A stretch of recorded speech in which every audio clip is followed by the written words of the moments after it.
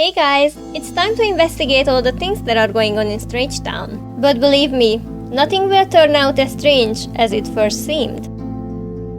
This time I'd like to start with the past and focus mostly on the life of the oldest sim in the neighborhood, Olive Specter. Looking through her memories, her first bad one comes from her teenage years when she remembers the death of a pizza delivery girl. For now, just take note that this happened, because this is going to be important in the future, but not now without any context. So besides of this incident, her life was pretty good. Then she grew up to an adult and she got a job in the slacker career.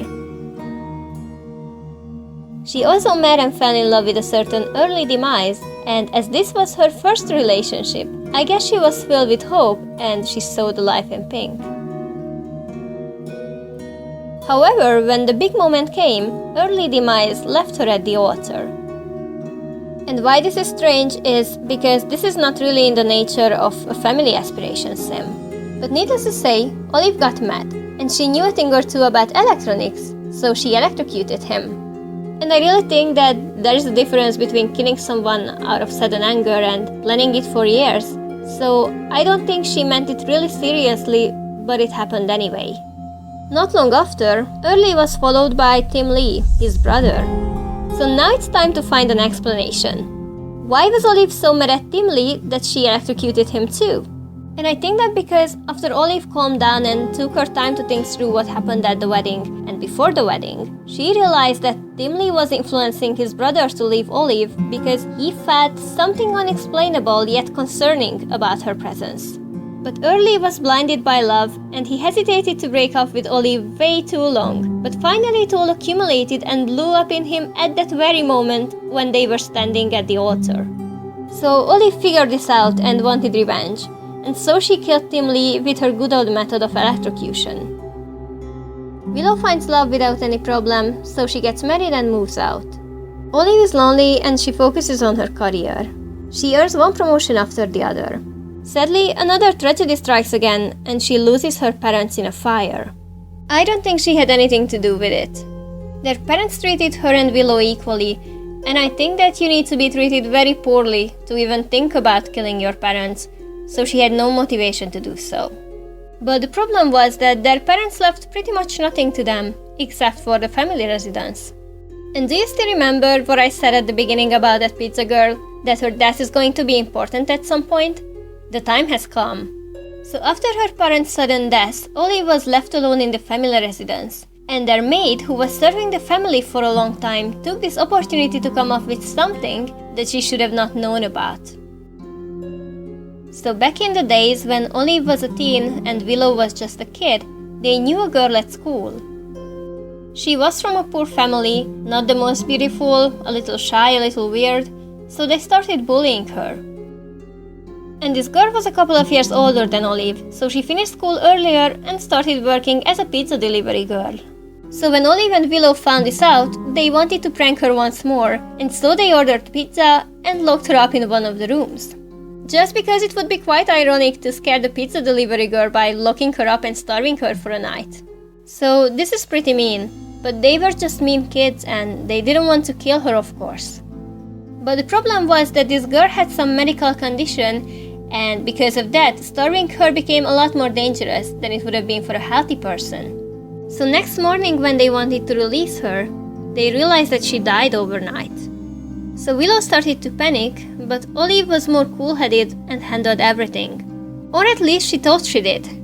The problem is that the maid saw her burying the body in the garden, and because she was afraid of Olive's parents, she kept it in herself for all these years. But now that Olive is weakened and is all alone, she demands money to keep this secret. And Olive didn't kill her immediately.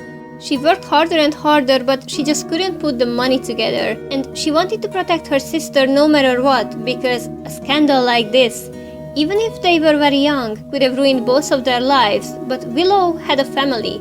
She had more to lose, and Olive kept that in mind. So eventually, she saw no other solution than to get rid of the witness. She locked her up and starved her to death, this time intentionally. Even though this problem was handled, Olive was still alone with little money, so she had to figure out something. And this something was an old guy named Rigor Mortis. Knowing that he also died not long after their marriage, and the cause of that was fire, makes me think that this man was not really nice to Olive. She could have electrocuted him. That worked very well on her previous husband, and it's kind of fast, and I don't know if it's painless, but definitely better than burning alive. So what I mean is, if Olive could watch this guy screaming and burning for long minutes, then there was a lot of hatred inside her, not just some temporary anger, as in the case of the Demise brothers. Later she meets someone called Euthanasia, and he's quite a symbolic character in Olive's life, because I think that she's not only met him as a person, but that this means that she became familiar with the thought of euthanasia itself. Because who died next? It was Lyla Grant. So let's talk about the past of the Grant family briefly, to figure out how Lyla ended up in Olive's garden. Lyla and Olive shared so many interests. I think they were good friends. And Lyla was living in a very unhappy marriage with General Buzz, and they eventually divorced. She was a romance sim, but not the serial romance type, rather the soulmate seeker. So she needed love and kindness that General Buzz could never give to her because he was so distant and cold-hearted.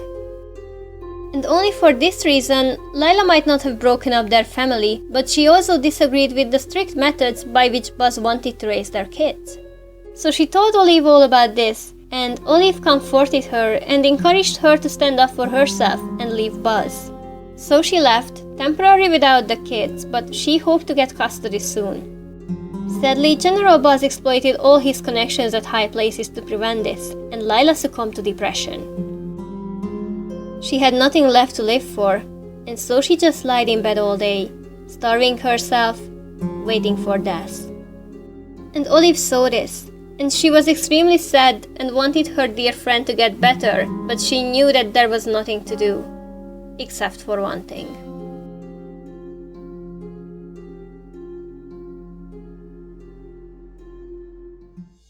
When the Grim Reaper came, he was stunned by this act.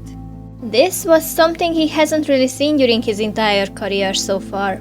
All the deaths he usually assists with are because of hatred, anger, jealousy. But this time, this was an act of love and kindness. And so he noticed this special thing about Olive, and they fell in love with each other. Then Olive tries to go back to her normal life with Hugh, but it's just too late for her.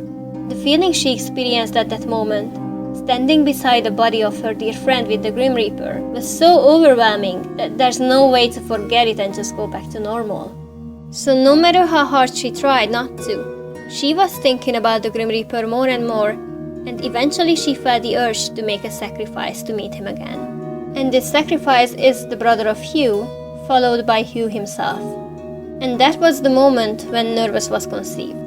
2 more killings happened between this and the birth of Nervous. I assume they were both precisely timed. One to have the Grim Reaper over once while Olive was pregnant, so they could share this memory, and one for the day when she was giving birth to their son. Olive was super happy living her life with her exceptional baby. One day, however, she met a man called Ichabod Specter, who later became her last husband. But the question is, how, if Olive was so much in love with the Grim Reaper? So the thing is that she wasn't in love with Ichabod at all. They met, she friend-zoned him because she was already extremely happy with her precious child from her true love.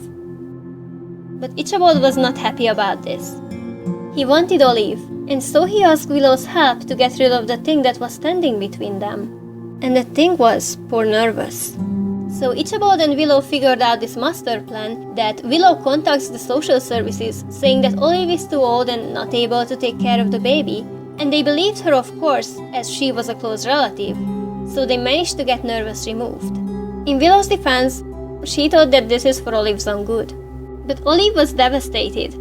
She didn't understand why this was happening to her, and then Ichabod took the opportunity to be there for her, acting like he was so sorry about it, and he eventually convinced her to get married.